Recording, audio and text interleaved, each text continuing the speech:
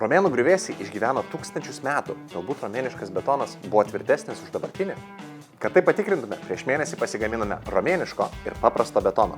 Tikslus romėniško betono receptas buvo pamirštas, tačiau geriausiamis žiniomis jis buvo sudarytas iš vulkaninių pelenų, negesintų kalkių, jūros vandens bei smėlio ir agregatų. Lietuvoje nėra vulkaninių pelenų, nes neturime ugnikalnių. Tačiau mes juos pakeitėme chemiškai labai panašiais akmens anglies pelenais. Na, jeigu nenori eksperimentuoti su protėvių pamirštais metodais, rinkis garantuotai ilgamžę Rockwool akmens vatą.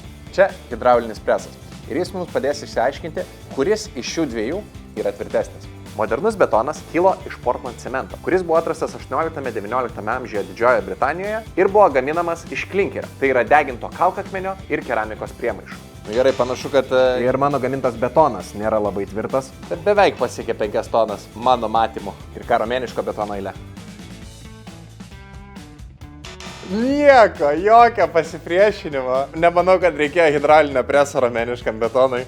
Romėniškas betonas turi labai daug ypatingų savybių, bet bent jau mūsų šiame teste jis buvo kur kas silpnesnis už įprastą betoną. Neneigiame, kad kažką galėjome tikrai padaryti ne taip. Bet jeigu tu nori garantuotų sprendimų, rinkis Rockwool akmens vatą, kuri garantuotai bent jau 65 metus išlaikys savo savybės.